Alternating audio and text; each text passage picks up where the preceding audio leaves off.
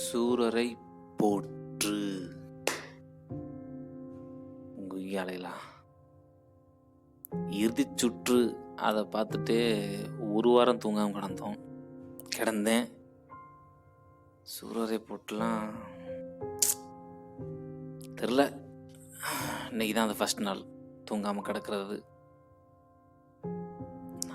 அவங்க டேரக்டரா இல்லை ஏதோ ஹியூமன் சைக்காலஜிக்கு ஏதோ ஒரு சத்து டானிக்கு கொடுக்குற ஒரு கடவுளான்னு தெரில. அவங்க டேரக்டர் மேம் கண்டிப்பாக அவங்களுக்கு நேரில் பார்த்தா அழுதுட்டு தான் அவங்கள்ட்ட ஆசீர்வாதம் வாங்கன்னு நினைக்கிறேன். ஸோ அந்த லெவல்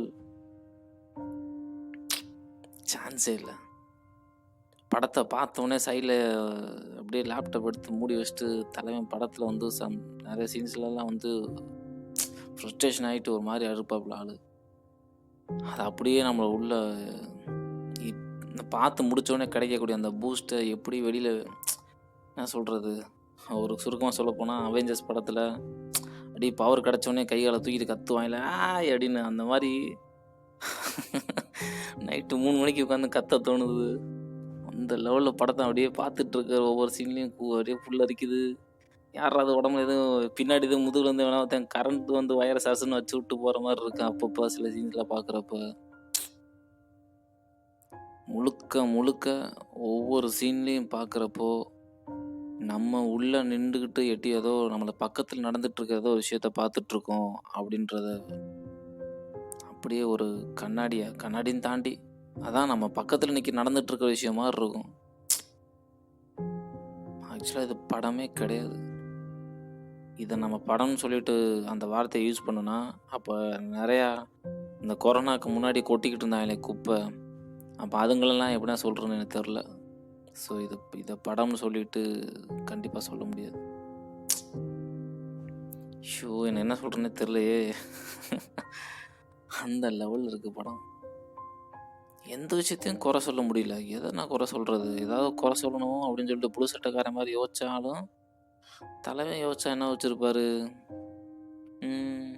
என்னப்பா படம் பூரா அவர் ஓடிக்கிட்டே இருக்காரு, கத்திக்கிட்டே இருக்காரு, ஆடியன்ஸ் எது கன்வே ஆகலை அப்படின்னு வாங்க. ஐயோ படத்தை பாருங்க அப்படின்ற மாதிரி, வசனத்தை பாருங்க அப்படின்னு எனக்கு எதை சொல்கிறேன்னே தெரில. உண்மையிலே எதை எடுத்தாலுமே அந்த விஷயம் நம்மளை கன்வே பண்ணுற மாதிரி, நம்மளை உள்ளே இழுத்துட்டு போகிற மாதிரி. ஏதோ இந்த நீர்வீழ்ச்சி எதுக்கு, இந்த ஓடையிலலாம் குளிச்சுட்டு இருந்தவங்களுக்கு தெரியும். ஓடையில் குளித்தோம் அப்படின்னா நம்ம அதை எதிர்த்து நடந்து வர்றதுலாம் ரொம்ப கஷ்டம். கொஞ்சம் தண்ணி அளவு மேலே ஏற கொஞ்சமாக இருந்துச்சுன்னா பிரச்சனை இல்லை.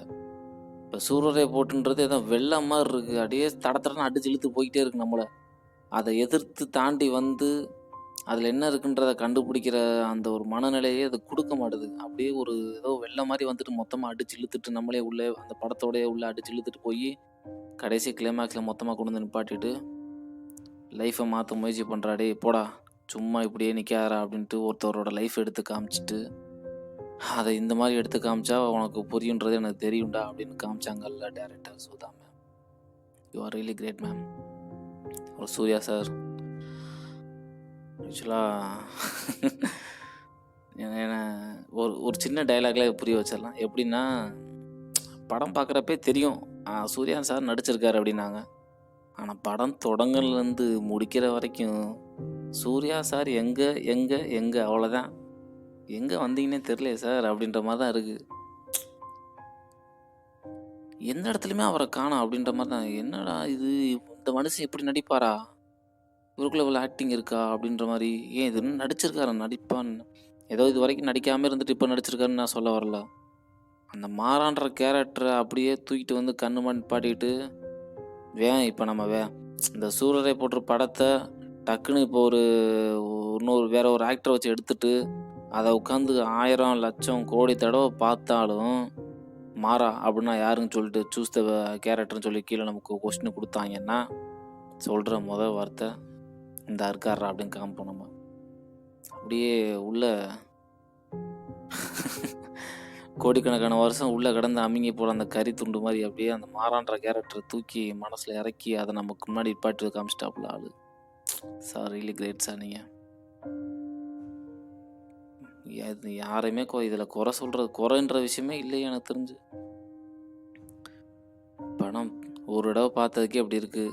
திரும்ப திரும்ப பார்க்குறப்போ என்ன மாதிரி ஆகும்னு தெரில. வேறு லெவல் மேம் நீங்கள் சுதா மேம். ஸோ ஒரு படத்தை எடுக்கிறதுக்கு இவ்வளோ டிலேயாக டைம் எடுத்து பிளான் பண்ணி எடுக்கிறீங்க அப்படின்றப்பயே அதோட அவுட்புட் எந்த லெவலில் வரும் அப்படின்றது புரியுது. வேறு லெவல். இதில் என்ன வருத்தமான விஷயம்னா, தேட்டரில் மனசை முழுக்க அந்த நீங்கள் படத்து வழியாக கொடுக்குற ஃபீலிங்கை அனுபவித்து அதை கத்த முடியாமல், அதை அனுபவித்து அந்த ஃபீலிங்ஸை வெளிப்படுத்த முடியாமல் சும்மா ஒரு 4க்கு 4 ரூம்குள்ளே நடுவில் உட்காந்துட்டு லேப்டாப்பில் ஹெட்செட்டை போட்டு உட்காந்து பார்த்துட்டு இருந்தது தான் ரொம்ப வருத்தமாக இருக்குது. அந்த விஷயந்தான் ரொம்ப ரொம்ப ரொம்பவே வருத்தமாக இருக்குது. ஏன்னா அந்த கொரோனா டைமில் சூர்யா சாரும் ப்ரொடியூசராக இந்த படத்தை எடுத்திருக்காரு. பாவம் அவர் எவ்வளோ கஷ்டப்பட்டிருந்தா அவர் படத்தை இந்த மாதிரி அமேசான் ப்ரைமில் கொடுக்க ட்ரை பண்ணியிருப்பாருன்னு புரியல எனக்கு. அவரோட புரியுது ஆக்சுவலாக எந்த மாதிரி அவர் அந்த மாதிரி விஷயங்களை கஷ்டப்பட்டு தான் ஒரு மாதிரி என்ன இப்போ சொல்லப்போனால் அந்த படத்தில் பார்க்குறப்ப எனக்கு என்னமோ அவர் நேச்சர் லைஃப்லேயே அந்த மாதிரி தான் அவர் நான் இருந்திருப்பாரோன்ற மாதிரி தோணுச்சு. பணம்ன்ற விஷயத்தில் பிளாக் ஆகிட்டாரா இல்லை என்னன்னு தெரில. இது ப்ரைமில் பட வேண்டிய படமே கிடையாதே அப்படின்ற மாதிரி 100% மைண்ட் அப்படியே கம்ப்ளீட்டாக சண்டை போடுது. டேய் இது என்னடா, நான் ஏதோ டக்குன்னு ஏதோ இந்த ஹாலிவுட் மூவிஸ்லாம் அவர் கூட பேரலல் வேர்ல்டு சொல்லுவாங்கள்ல, அந்த மாதிரி பேரலல் வேர்ல்டில் அப்போ நீ ஏதோ வேறு ஒரு பேரலல் வேர்ல்டுக்கு போயிட்டியா, இவ்வளோ நல்ல படத்தை ப்ரைமில் போட்டிருக்காங்க அப்படின்ற மாதிரி ஆயிடுச்சு எனக்கு. அந்த ஒரு விஷயந்தான் ரொம்ப வருத்தமாக இருந்துச்சு. நான் சூர்யா ஃபேன்ஸ் சூர்யா சாரோட ஃபேன் கூட நான் இல்லை, ஓப்பனாக சொல்கிறேனே. நான் படத்தை பார்த்தது சுதா மேம்காக மட்டும்தான். ஆனால் படம் பார்த்து முடிக்கிறப்ப சூர்யா சாரோட ஃபேண்டு சொல்லாமல் இருக்க முடியல என்னால். அவ்வளோ செமையாக பண்ணியிருக்காரு அவர். அவர் மட்டும் கிடையாது, அவரை மாதிரி அங்கே இருக்கிற ஒவ்வொருத்தவங்களையும் செதுக்குன அந்த மேம். ஆக்சுவலாக அந்த படத்தோட இந்த படம்னு சொல்கிறோட இந்த சூரரை போற்று இந்த சூரரை போற்ற உருவாக்குன அவங்க ஒவ்வொருத்தவங்களும் எந்த அளவுக்கு கஷ்டப்பட்டுருப்பாங்கன்னு தெரில. அவங்க எல்லாத்துக்கும் ஏதோ என்னோட குரல் மூலமாக தேங்க்ஸ் சொல்லலான்னு தோணுது. நேரில் பார்த்தா கண்டிப்பாக அவங்க எல்லாத்துக்கும் கையை கொடுத்து தேங்க்ஸ் சொல்லுவேன். வேறு லெவல். ஸோ இந்த ஐடியா எப்படி கிரியேட் ஆகிருக்கு, மேம்க்கு எப்படி கிரியேட் ஆச்சுன்னு தெரில. சூர்யா சாருக்கு எப்படி இந்த படத்தை ப்ரொடியூஸ் பண்ணணும்னு தோணுச்சுன்னு தெரியல. எப்படி இந்த படம் இவ்வளோ பர்ஃபெக்டாக வந்துச்சுன்னு தெரியல. இந்த படத்தை பற்றி இன்னும் இதை விட பெஸ்ட்டாக எப்படி சொல்லணுன்றது எனக்கு தெரியல. மொத்தத்தில் ஒன்றுமே புரியல.